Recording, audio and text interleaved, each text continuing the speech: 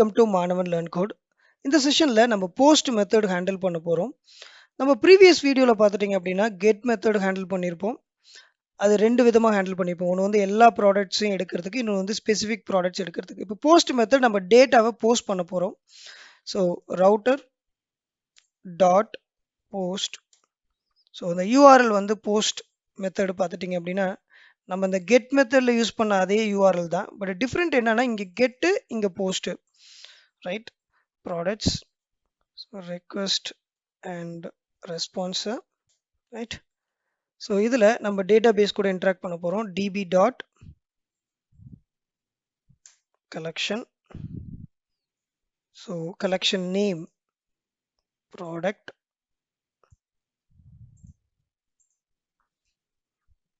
dot இங்க insert பண்ண போறோம். டேட்டாவை insert பண்ண போறோம். insert. So insert. So bodyல வரக்கூடிய data request dot. So form அப்படினாவே நம்ம என்ன பண்ணுவோம், group of dataவை அனுப்புவோம் இல்லையா, அது எல்லாமே body. So அடுத்தது error, நம்ம வந்து result அப்படின்னு கொடுத்துக்கலாம். So if அந்த எரர் மெசேஜை நம்ம வந்து யூஸ் பண்ணிக்கலாம். அடுத்தது ரெஸ்பான்ஸ் டாட் சென்ட், நம்மளுடைய கன்ஃபர்மேஷனுக்காக ப்ராடக்ட் கிரியேட்டட் அப்படின்னு கொடுத்துக்கலாம். பெஸ்ட் ப்ராக்டிஸ் என்ன அப்படின்னா, இந்த கலெக்ஷன் நம்ம வந்து ஒரே கலெக்ஷன் தான் நம்ம யூஸ் பண்ணுறோம். ஸோ இது எல்லாமே நம்ம வந்து என்ன பண்ணலாம் அப்படின்னா ஒரு வேரியபிளாக கிரியேட் பண்ணலாம். So variable collection underscore name equal to single, இது எல்லாமே collection name. ஸோ நம்ம என்ன பண்ணலாம், ப்ராடக்ட் அப்படின்னு கொடுக்கலாம். ஸோ இதை நாம் வந்து ஸோ எங்கெல்லாம் வந்து கலெக்ஷன் நேம் இருக்கும், ஸோ ஃபியூச்சரில் ஒருவேளை கலெக்ஷன் நேம் சேஞ்ச் பண்ணால் எல்லா இடத்துலையும் சேஞ்ச் பண்ண தேவையில்லை.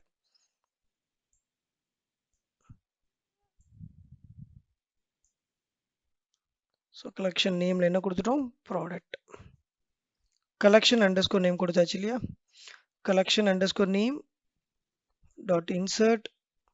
So perfect. சரி, இப்போ நம்மள்ட்ட வந்து ஃப்ரண்ட் எண்ட் அப்ளிகேஷன் எதுவுமே கிடையாது. ரியாக்டோ இல்லை ஒரு HTML ஒரு ஆங்குலர் அந்த மாதிரி எதுவுமே யூஸ் பண்ணலாம். அப்போ எப்படி வந்து நம்ம இதை டெஸ்ட் பண்ணுறது அப்படின்னா போஸ்ட்மேன் டூல் த்ரூவாக தான் டெஸ்ட் பண்ணணும். போஸ்ட்மேன் டூல் என்ன பண்ணுங்க அப்படின்னா போஸ்ட் மெத்தட் நம்ம ஹேண்டில் பண்ணக்கூடிய யூஆர்எல் என்ன அப்படின்னா ப்ராடக்ட்ஸ் இல்லையா.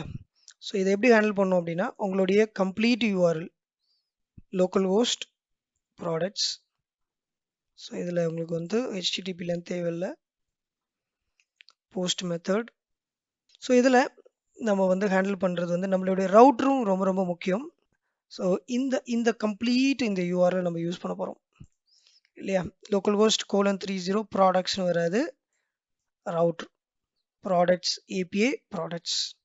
ஸோ அடுத்தது என்ன பண்ணோம் அப்படின்னா பாடியில் நம்ம டேட்டாவை ஃபார்ம் யூஆர்எல் என்கோடடாகவும் அனுப்பலாம். ஏன்னா நம்ம வந்து பாடி பார்சர் யூஸ் பண்ணியிருக்கிறோம். ரா டேட்டாவும் யூஸ் பண்ணலாம். ரா டேட்டாவில் நம்ம வந்து யூஸ் பண்ணது வந்து JSON. So JSON. ஸோ இங்கே நம்மளுடைய டேட்டாவை நம்ம இன்சர்ட் பண்ண போகிறோம்.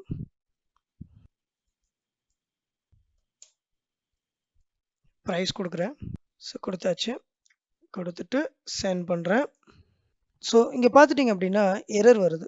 ஸோ இந்த எந்த அளவுக்கு வந்து இந்த போஸ்ட்மேன் டூல் வந்து ஹெல்ப்ஃபுல்லாக இருக்குன்னா, ஸோ இங்கே இந்த எரர் நோட்டிஃபிகேஷனில் பார்த்துட்டிங்க அப்படின்னா உங்களுக்கு எரர் ரெஃப்யூஸ்டுன்னு வருது.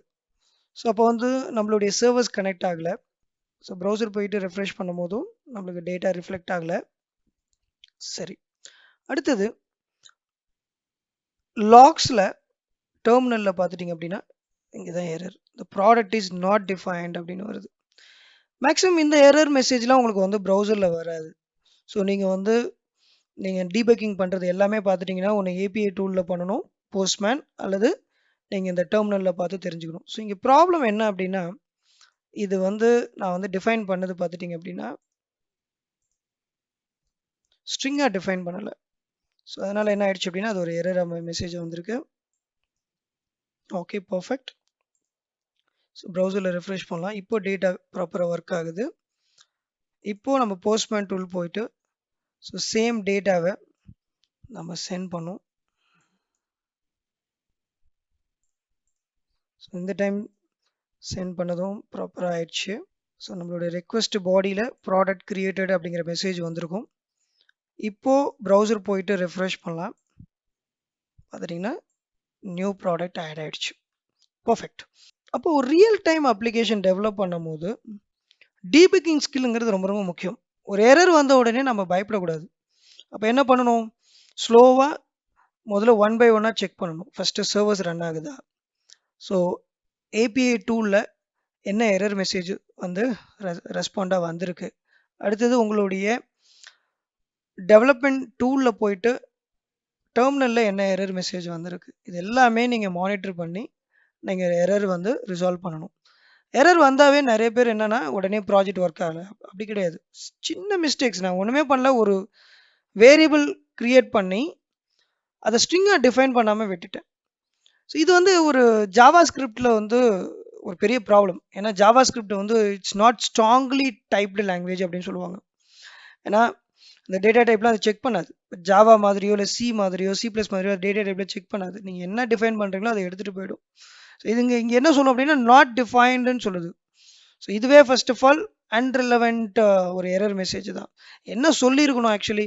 ஸோ நீங்கள் டிஃபைன் பண்ண வேரியபிள் ஸ்ட்ரிங்காக இல்லை அப்படின்னு சொல்லியிருக்கணும். அந்த மாதிரிலாம் அது சொல்லாது.